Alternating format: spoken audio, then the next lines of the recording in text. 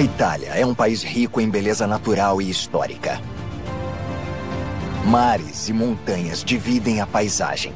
E essa diversidade natural é refletida na ampla variedade de construções, cada uma com um valor cultural significativo. Essa riqueza cultural pode ser vista nos castelos da Itália. Desde fortalezas robustas em promontórios elevados, a castelos de contos de fadas, quase submersos pela água. Essas construções imponentes funcionaram como bastiões de defesa, mas também como centros de poder político, econômico e religioso. E assim começa esta jornada pela Itália, vivenciando todo o esplendor dos majestosos castelos e fortalezas medievais do país. Castelos vistos de cima. Itália.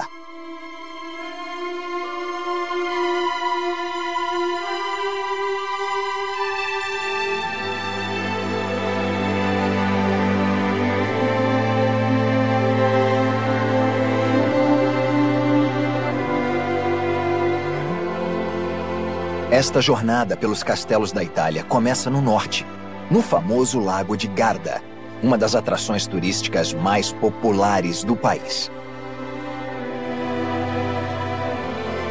Ao sul do lago fica a península de Sirmione, e um dos castelos mais bonitos e diferentes da Europa.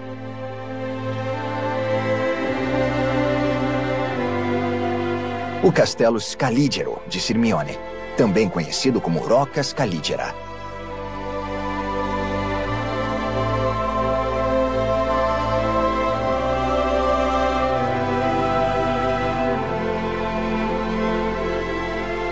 Esta magnífica fortaleza portuária ainda liga a península de Sirmione com a faixa de terra que se estende até o enorme lago, por meio de uma ponte levadiça.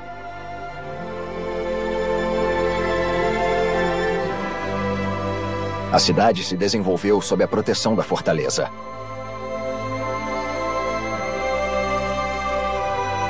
No século XIII, Sirmione foi conquistada pela família Della Scala, de Verona, também conhecida como Casa Scaligero.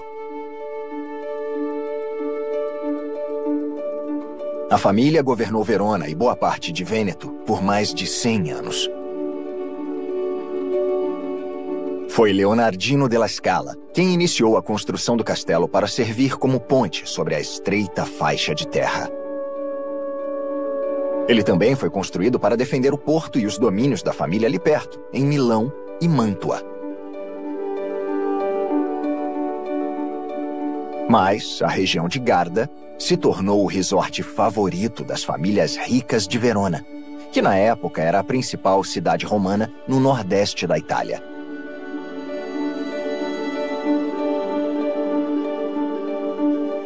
2 séculos antes, já existiam poemas do romano Catulo, exaltando as belezas da vila que ficava nesta península.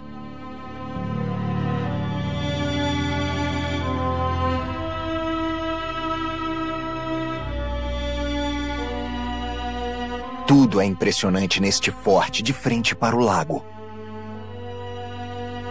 Desde o cais, defendido pelas muralhas, até as imponentes ameias finalizadas com defesas conhecidas como rabo de andorinha. Essa decoração é típica dos castelos construídos pela família Della Scala.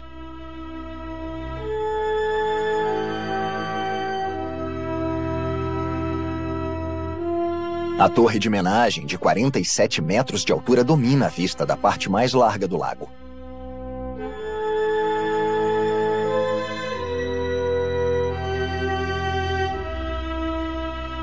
Na base, a torre esconde masmorras profundas.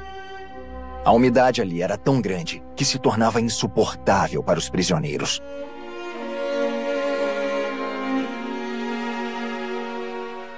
O cais foi acrescentado à torre em 1405, sob o governo da República de Veneza, que foi um estado independente por vários séculos, com uma longa tradição de comércio e conflitos.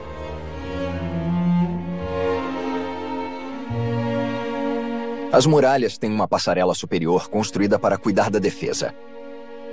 e uma passarela inferior para descarregar barcos.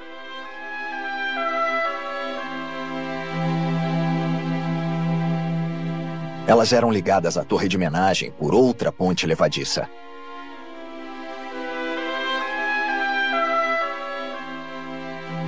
A doca, onde construíam e consertavam os navios, forma um fosso cercando o castelo, com muros que foram erguidos mais tarde e coroados com pontas de lança.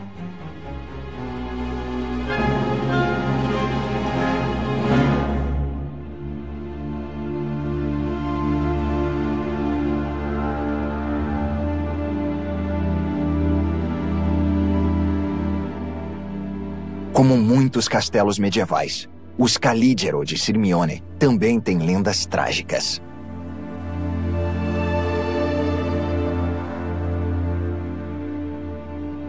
Dizem que dois jovens apaixonados, Ebengardo e a bela Arice, moravam felizes lá até a chegada de um soldado que matou a jovem por ela se recusar a ser seduzida. Ebengardo se vingou esfaqueando o soldado.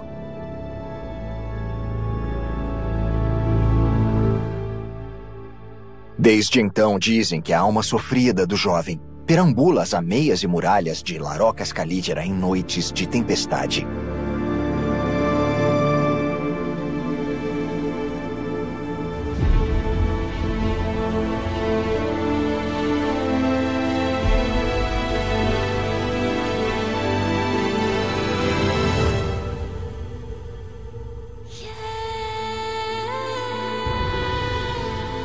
Este é um dos castelos mais bem preservados da Itália. Ele foi restaurado após a Primeira Guerra Mundial, quando virou um museu.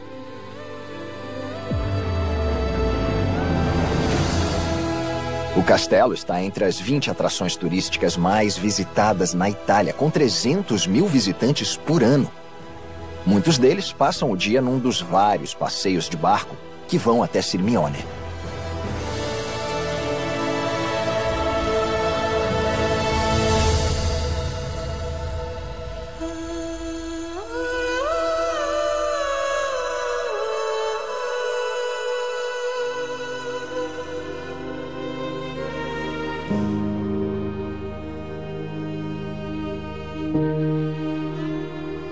Atravessando o norte do país na direção oeste, encontra-se o Vale de Aosta. Aqui, bem perto do túnel do Mont Blanc, que liga a França à Itália, fica o imponente castelo de Fénix, na comuna de mesmo nome.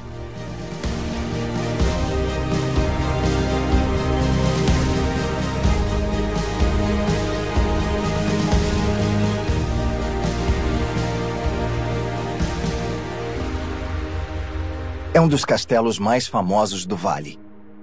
Por causa da arquitetura e das várias torres e ameias, ele se tornou uma das principais atrações turísticas da região.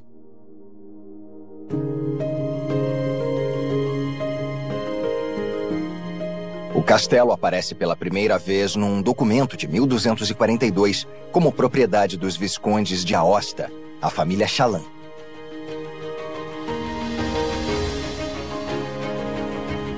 Naquela época, provavelmente era uma simples torre de homenagem cercada por muros.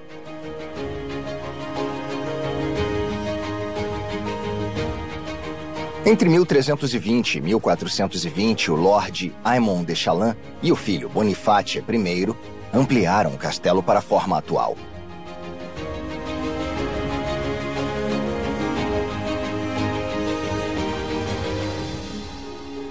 Ele foi construído para fins de defesa. Mas não existem referências históricas a grandes batalhas ou cercos.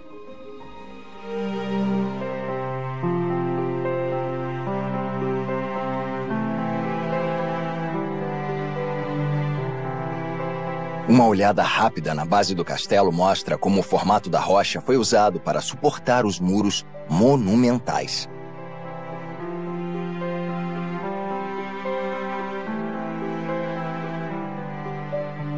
O núcleo central surpreende pelo design em forma de pentágono. Ao redor dele foi construída uma muralha externa com um elemento comum aos castelos desta parte do país: rabos de andorinha em cima dos muros e nas ameias.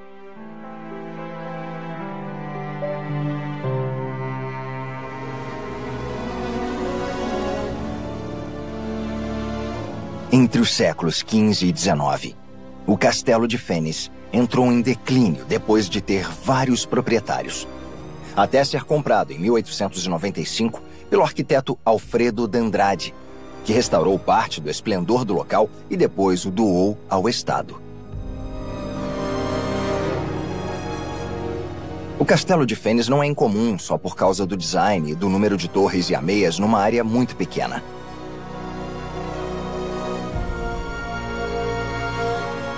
O pátio interno, apesar de bem pequeno, é impressionante.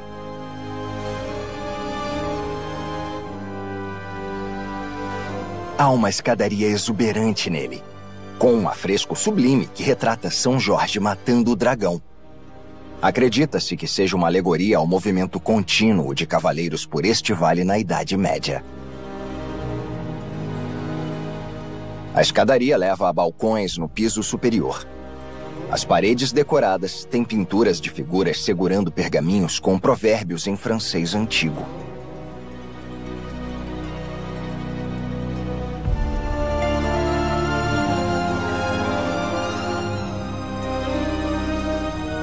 A proximidade com a França e o constante vai-vem de pessoas para a Terra Sagrada fez com que o Castelo de Fenice fosse um local de encontro para templários, membros do clero e profetas.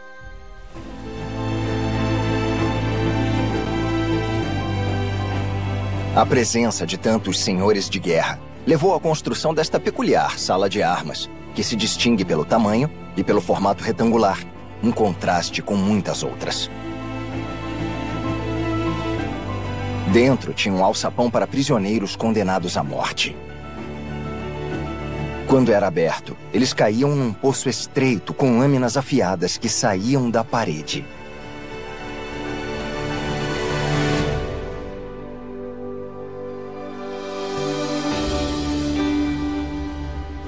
Hoje em dia, o Castelo de Fenice é uma das atrações turísticas da região e tem um museu interessante de móveis antigos coletados no Vale de Aosta. A capital do vale fica a apenas 15 quilômetros de distância.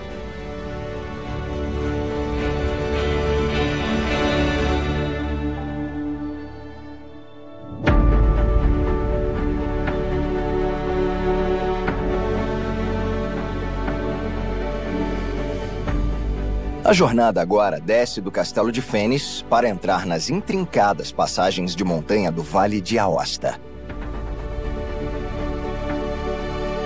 Dizem que quando Napoleão chegou ao desfiladeiro de São Bernardo a caminho de conquistar a Itália e viu o Forte de Bard à distância, ficou furioso.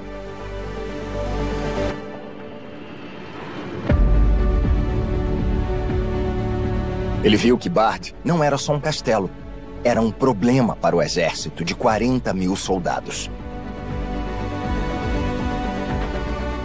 Por causa da posição estratégica, o Forte de Bard sempre foi uma fortaleza contra invasões.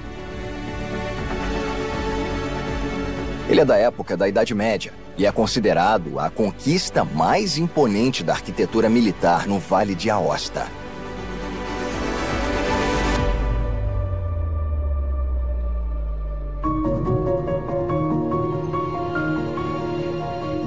O forte domina a Rota do Norte e é favorecido pela colina que se ergue na confluência dos rios Dora, Báltea e Ayassi, com a cidade de One ao fundo. Ele fica a 450 metros acima da cidade do vilarejo de Bard, um destino turístico atraente que ficou praticamente intacto durante séculos.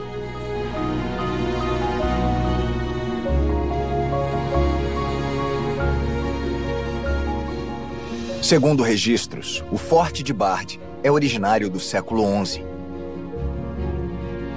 Amadeus de Savoie o conquistou em 1242. Era um conjunto de edificações com uma torre de homenagem no centro e cercado por um muro duplo equipado com torres de vigia, formando um sistema de bastiões que desciam ao longo da encosta rochosa. Nos séculos seguintes, as estruturas defensivas foram reforçadas e foram acrescentadas peças de artilharia para deixar a fortaleza formidável.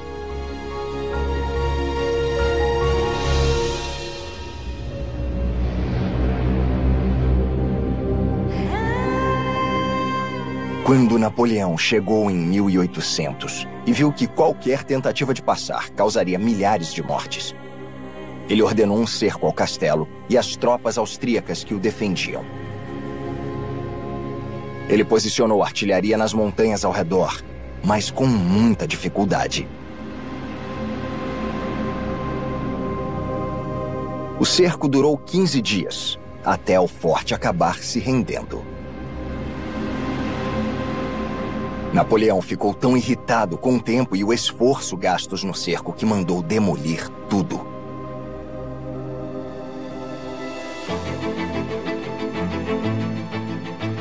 Em 1827, o rei Carlos Félix da Sardenha começou a reconstruir o castelo com medo de outro ataque francês.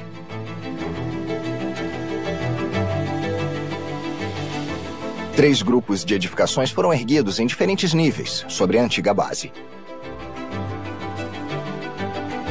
O Ferdinando na parte inferior, o Vitório no centro e o principal, Carlo Alberto, no cume. Esse sistema de estruturas autônomas, fortificadas com posições de artilharia, criou uma estratégia de defesa muito eficaz. Também foram construídos quase 300 quartos para as tropas e os comandantes militares, com capacidade para toda a população de Bard. Atualmente, esses quartos fazem parte de um charmoso hotel.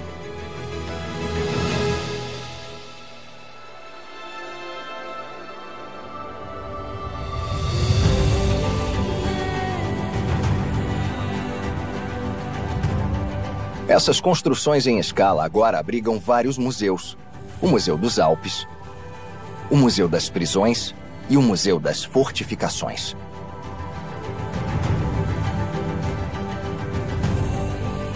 Um funicular com uma vista panorâmica incrível faz o transporte até o castelo.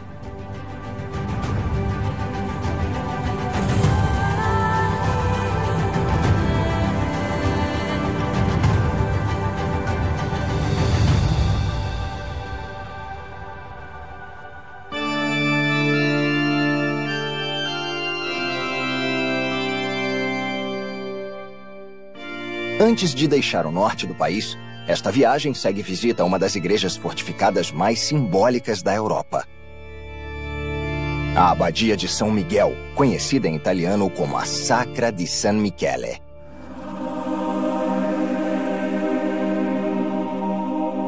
Esta igreja exala beleza, charme e mistério.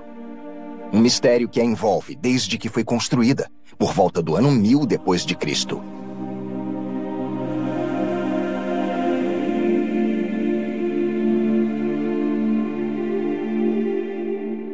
Esta abadia imponente quase desafia os princípios da física, por estar erguida no cume do Monte Pirquiriano, na entrada do Vale de Susa, no coração do Piemonte. Situada numa altitude de 962 metros, ela parece ser uma extensão do pico de montanha onde está erguida.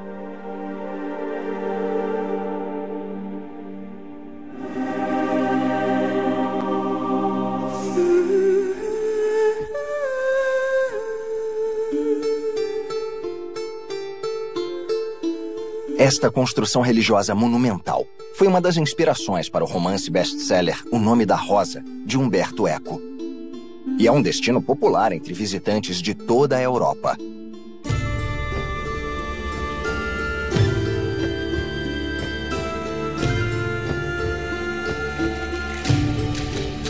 A lenda da fundação da Sacra diz que um eremita estava construindo uma capela em outro lugar do vale e ficou surpreso porque toda noite os materiais de construção que usava desapareciam. Até que uma noite ele ficou acordado e viu um grupo de anjos carregando o material até o topo do Monte Pirquiriano. Um sinal claro de que ele deveria construir a capela ali. Dessas ruínas foi erguida a igreja atual.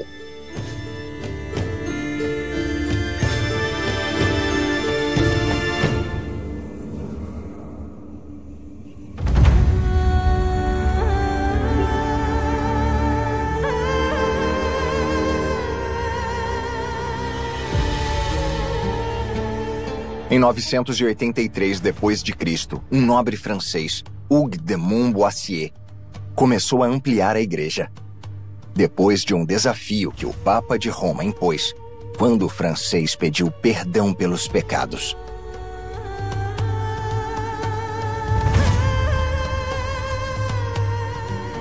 A solução seria 7 anos de exílio, ou a construção de uma abadia. Então, ao voltar, ele ficou aqui para construí-la.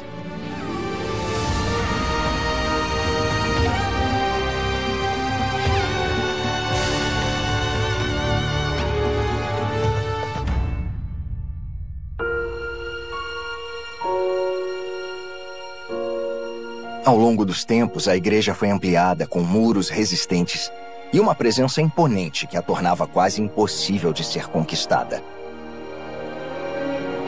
Ela atingiu o pico do esplendor no século XII, quando se tornou um local de hospitalidade para peregrinos a caminho de Roma e um ponto de intercâmbio cultural para a nobreza.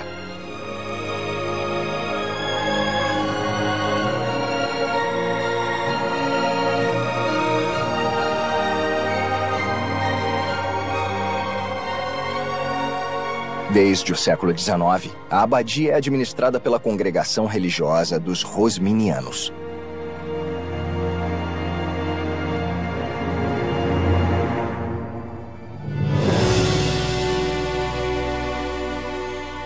Curiosamente, a Europa tem várias abadias dedicadas ao Arcanjo Miguel. Mas 7 delas formam uma linha reta no mapa que vai da Irlanda a Jerusalém. A linha inclui esta abadia aqui e mosteiros como Monte Saint-Michel, na França, e outros na Inglaterra e na Grécia. Essa linha imaginária é chamada de Linha de São Miguel.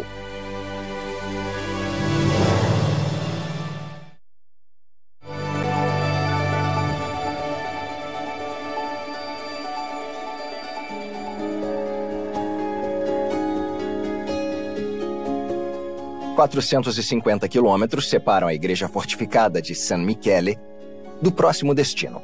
Uma viagem que envolve uma mudança de país por alguns minutos. Esta é a República de San Marino. Aqui fica o castelo de Guaita, também conhecido como La Rocca ou Primeira Torre.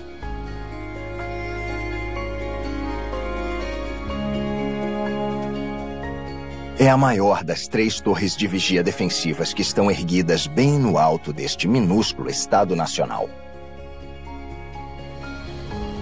San Marino é a república mais antiga do mundo. Fica em território italiano, muito perto da cidade de Rimini. Tem pouco mais de 35 mil habitantes e ocupa uma área de 60 quilômetros quadrados. San Marino foi estabelecido como Estado Nacional no século X e, na época, consistia apenas nesta montanha, o Monte Titano, onde foram construídas estas torres de defesa.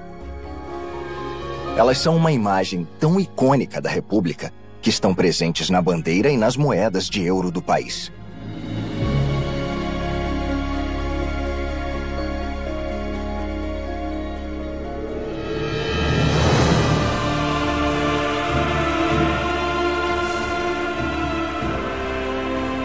O Castelo de Guaita é uma das fortalezas mais antigas em território italiano. A estrutura inicial foi construída no século XI, diretamente na rocha, e sem nenhum tipo de fundação.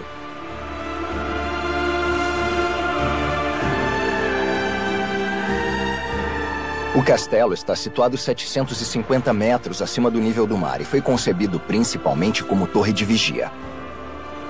Aliás, a palavra guaita significa observar no dialeto local.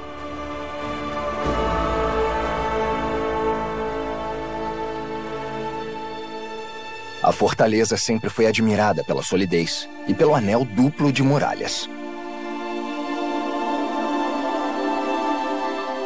Dentro das muralhas defensivas fica a Torre della Pena e a Torre do Sino, conhecida como Campanone.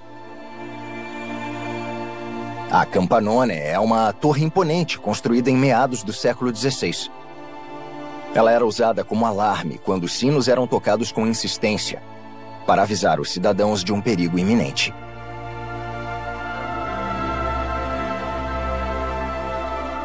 Hoje em dia, os sinos tocam em comemorações tradicionais religiosas ou civis.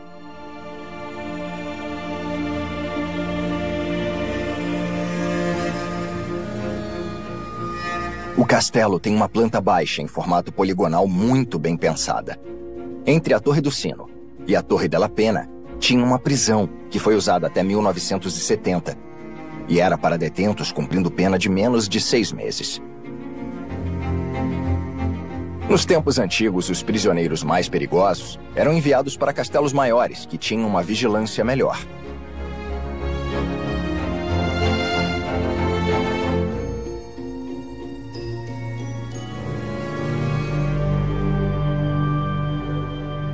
O Castelo de Guaita é o ponto de partida do Caminho das Bruxas, uma passagem estreita e murada que liga as 3 torres de defesa.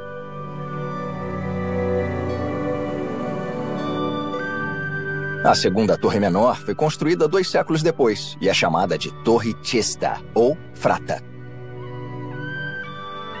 Ela abrigava uma guarnição permanente de soldados com balestras. Atualmente, lá é o Museu de Armas Antigas, com uma coleção de 2.000 armas do mundo todo. Algumas de 500 anos. É o ponto mais alto de San Marino, situada a 756 metros acima do nível do mar. A terceira torre, a Torre Montale, é a menor das 3. Ela também é em formato de pentágono. E tem uma masmorra 8 metros abaixo, mas não é aberta ao público. Guaita, Cesta e Montale. As 3 torres de uma fortaleza que se tornou um símbolo visual do histórico Estado Nacional de San Marino.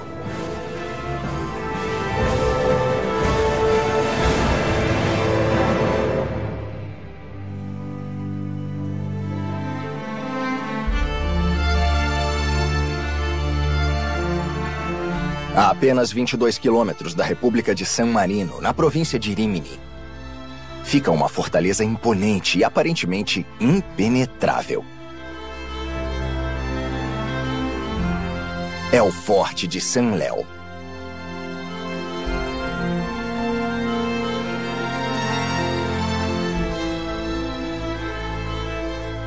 Conscientes desta localização extraordinária, os romanos construíram a primeira fortificação no topo da montanha.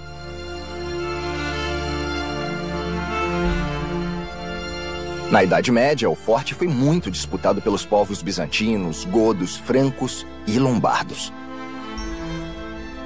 No século X, o último rei dos lombardos, Berengário II, ficou sitiado aqui por 2 anos. Impossibilitado de sair, ele deu ao castelo o nome de San Leo, capital do reino italiano.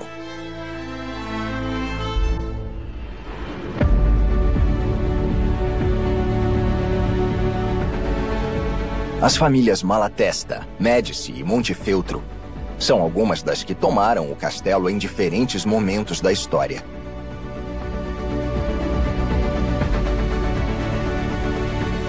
Diz a lenda que em 1444, o jovem ousado Federico da Montefeltro escalou um muro que era a única defesa desta parte do castelo.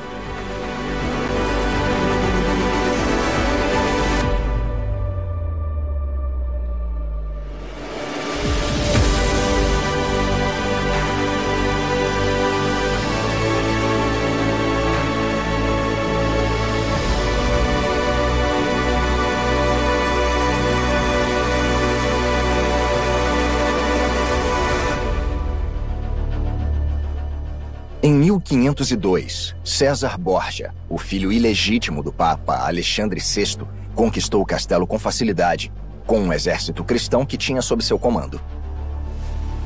Mas lutas políticas constantes levaram a uma nova sucessão de proprietários da fortaleza.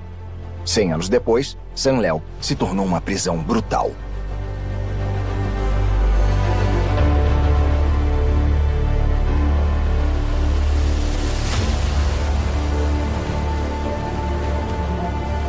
Diversos políticos e humanistas ficaram presos lá, incluindo Alessandro de Cagliostro.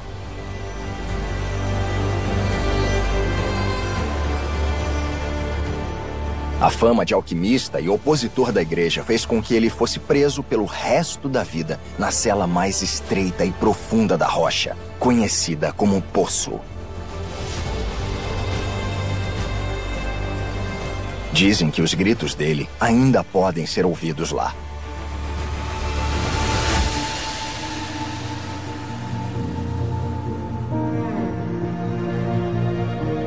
Por causa de tantos acontecimentos envolvendo personagens ilustres da história da Itália, o Forte de Sanleu se tornou um castelo icônico do país.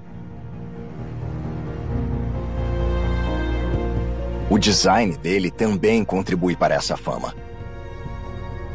A estrutura central original foi ampliada no século XVI para conter a chegada de artilharia.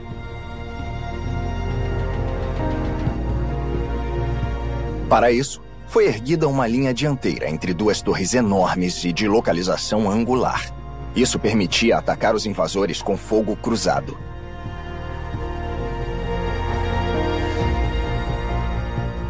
Por esse motivo, as laterais do forte foram equipadas com artilharia e as rotas de acesso foram protegidas com postos de guarda militar.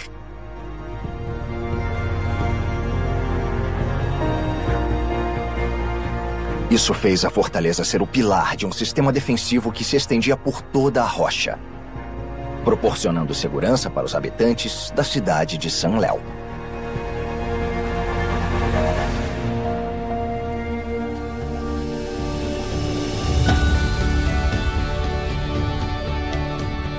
Hoje em dia, a população da cidade é de quase 3.000 habitantes, que vivem das terras ricas do Vale de Marecchia e do turismo gerado pelas visitas ao castelo.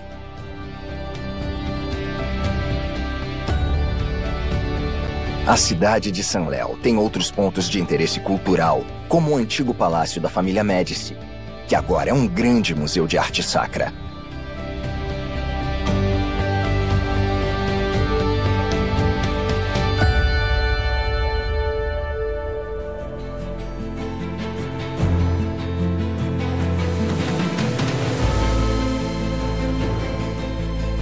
Agora a viagem segue para a região dos Abruzos. Apesar de estar geograficamente localizada na Itália Central e a apenas 50 quilômetros de Roma, é considerada parte do sul da Itália por razões culturais.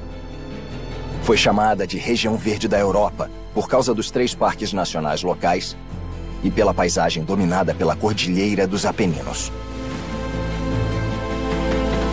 Na província de Áquila, fica o imponente e dominante castelo Piccolomini, também conhecido como Castelo de Celano, mesmo nome da cidade que se desenvolveu em volta e hoje em dia tem 10.000 habitantes.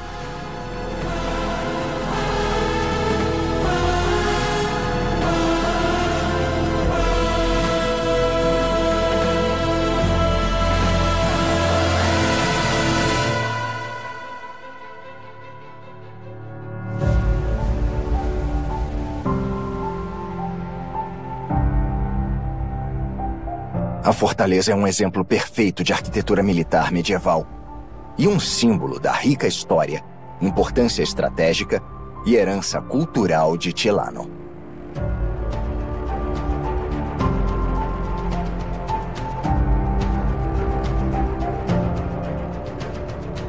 Ela é originária do século XIII, quando foi construída pelos normandos sobre uma fortaleza dos lombardos que já existia ali.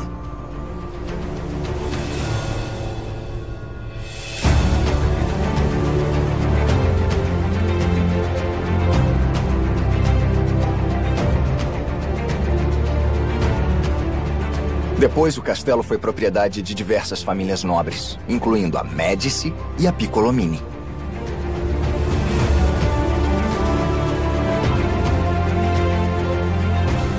A família Piccolomini, ligada ao Papa Pio II, ampliou e renovou significativamente o castelo durante o Renascimento.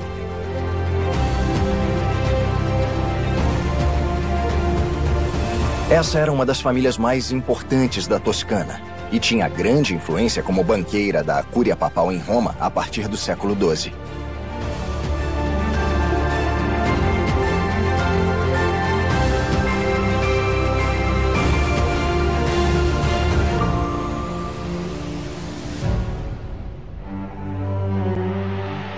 Ao longo dos séculos, o castelo testemunhou várias batalhas e vários conflitos.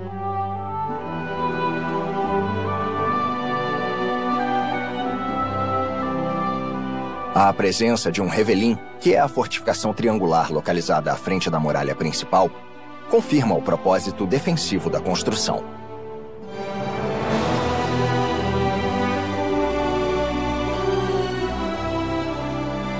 As muralhas são compostas por 5 torres circulares e 11 torres de escudo, dando ao castelo uma aparência robusta e maciça, mas funcional.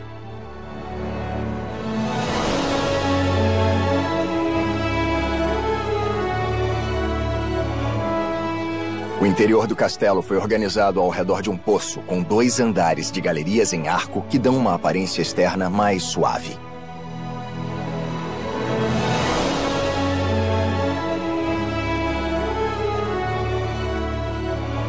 Depois, o castelo virou residência da nobreza. Hoje em dia, ele tem um museu de arte sacra e uma extensa coleção de antiguidades.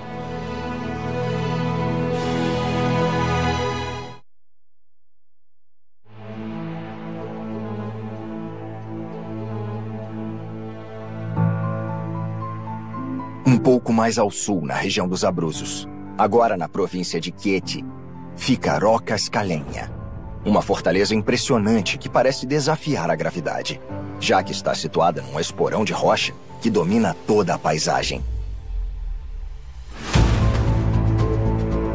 Alguns dizem que ela parece a carranca de um grande galeão.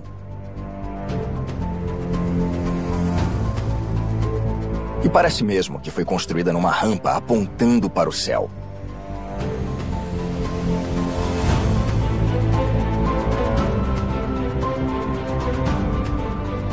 Por razões óbvias de defesa, a maioria dos castelos medievais ficavam no topo de encostas e colinas, geralmente na beira de um cume.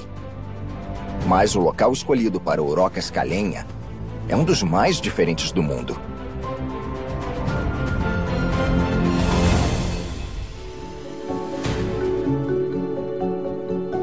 Os lombardos devem ter pensado nisso quando chegaram do norte da Itália em 600 depois de Cristo.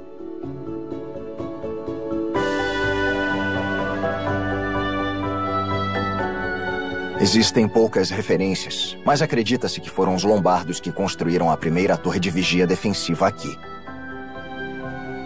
Só foram encontrados mais registros sobre o castelo após 1525, quando um documento escrito menciona alguns acréscimos estruturais feitos para acomodar diversas peças de artilharia.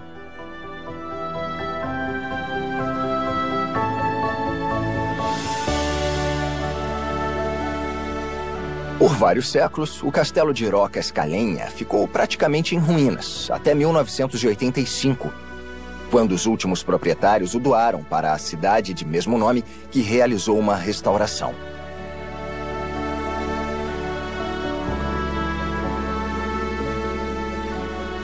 Graças a isso, hoje é possível ver a escadaria íngreme que leva da capela de São Pedro à entrada, o que restou da ponte levadiça e um grupo de torres que estão distribuídas ao longo da rocha.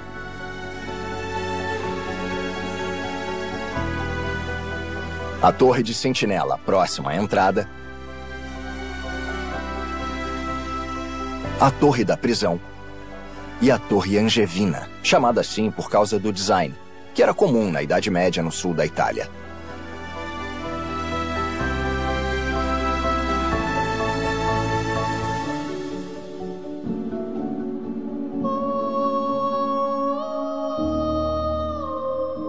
Quase todos os 1.300 habitantes de Rocascalenha conhecem a lenda que foi passada de geração em geração sobre o Barão Corvo de Corvus e a ordem de Ius Primei Noctis, também conhecida por Direito do Senhor.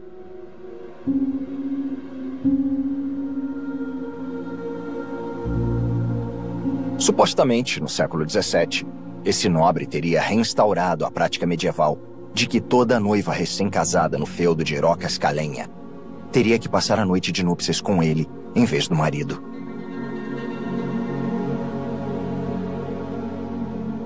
Não se sabe se foi uma noiva ou um marido disfarçado de noiva que esfaqueou o barão no leito nupcial. Dizem que o barão moribundo deixou uma marca de mão ensanguentada numa das torres, que desabou em 1940.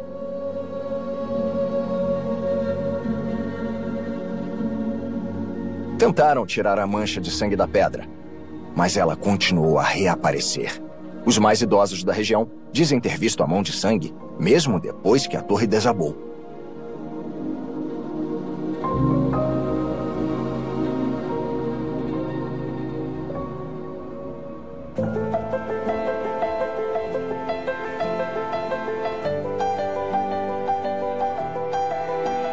O castelo de Rocascalenha se tornou um símbolo dos Abruzos.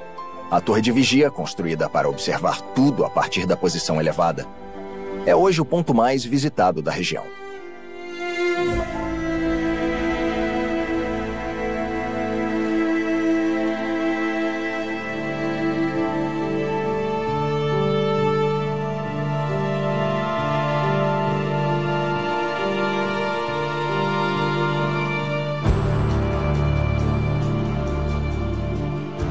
Num país cercado pelo mar, é preciso visitar algumas das fortalezas construídas para defender o litoral.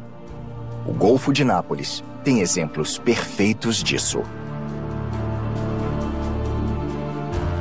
Esta estrutura maciça enorme está situada sobre a água. É o Castello dell'Ovo, que significa o Castelo do Ovo mesmo. De onde veio esse nome? Não tem nada a ver com a aparência do castelo, mas isso será explicado em breve.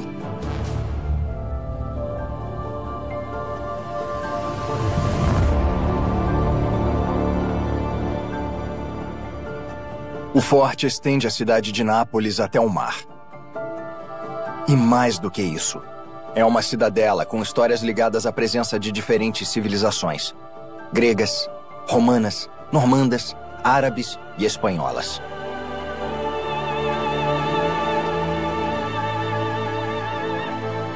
A localização do Golfo de Nápoles, no mar Mediterrâneo, fez dali um ponto de passagem para essas civilizações ao longo da história.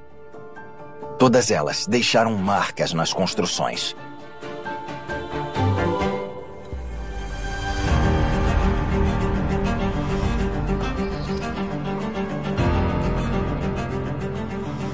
Foram os gregos que fundaram um assentamento na ilha, chamada de Megáride, que se tornou a pequena península onde o castelo está situado.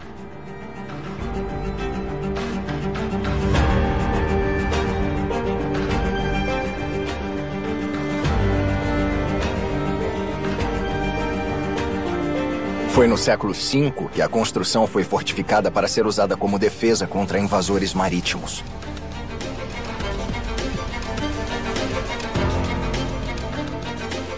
Quando tropas do Império Romano passaram por aqui, o local foi transformado numa prisão.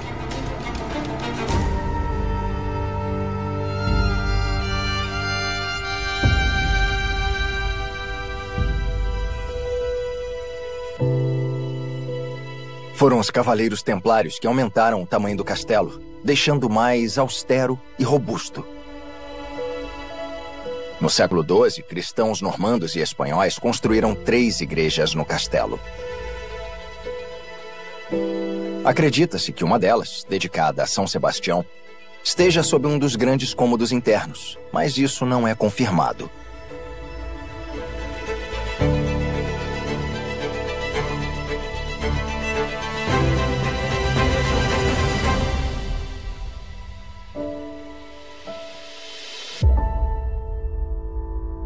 O terraço dos canhões espanhóis que apontam para a cidade também é popular entre os turistas.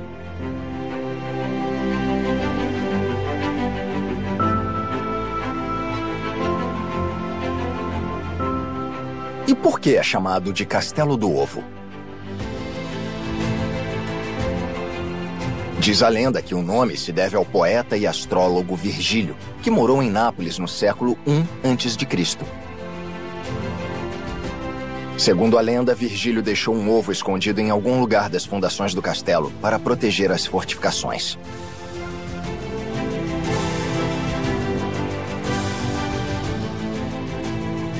Ele disse que se o ovo caísse de uma posição vertical, o forte seria completamente destruído e a cidade seria vítima de terríveis catástrofes. Se a lenda for verdadeira, o ovo deve ter ficado intacto, porque o Castelo do Ovo ainda domina a paisagem do Golfo de Nápoles.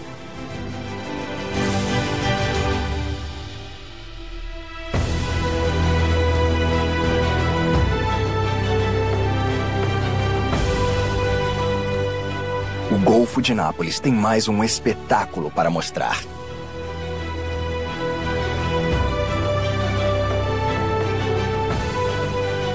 O Castelo Aragonês.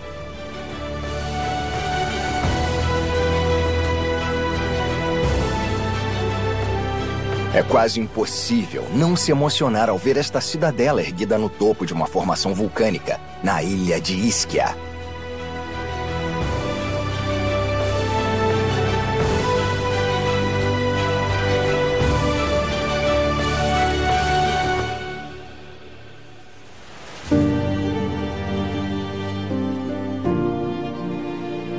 No ano 500 a.C., Hierão I de Siracusa teve o bom senso de colocar a primeira pedra do que se tornaria uma fortaleza cobiçada por todas as civilizações ao longo da história.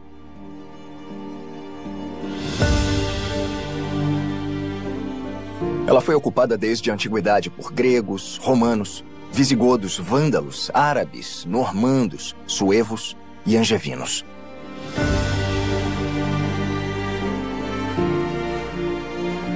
O castelo já foi acampamento militar, posto de vigilância, um palácio, uma prisão e um mosteiro.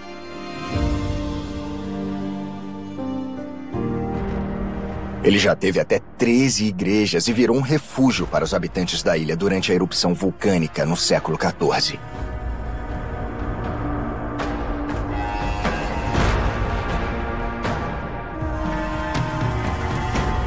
O nome Aragonês vem da conquista da ilha pelo rei espanhol Afonso V de Aragão, no século XV. Ele foi o responsável pela construção dos muros fortificados e pela substituição da passarela de madeira que conecta a fortaleza a Ischia por uma ponte de pedra de 220 metros de comprimento.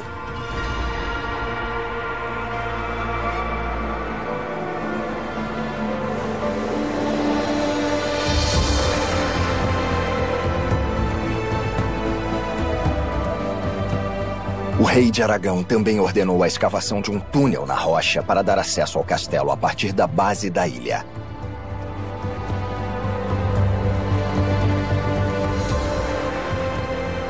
O túnel tem 400 metros de comprimento e clarabóias para fornecer iluminação ou para derramar óleo fervente no caso de uma invasão. Mas durante esse período da história, a cidadela desfrutou de longos períodos de paz, depois que o castelo se tornou um ponto de encontro cultural e um local de culto religioso.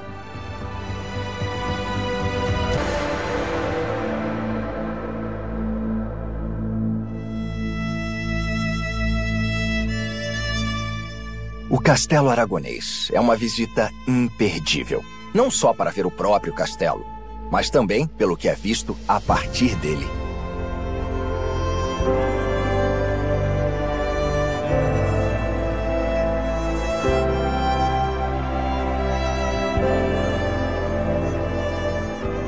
Os turistas podem desfrutar da vista deslumbrante da ilha.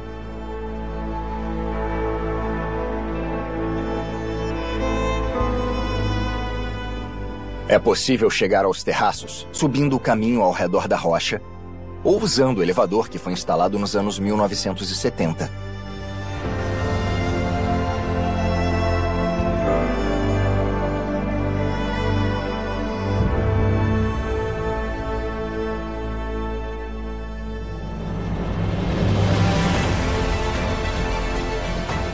Sem dúvida, a Itália é uma referência de cultura e história, com mais de 40 mil construções reconhecidas mundialmente como joias arquitetônicas.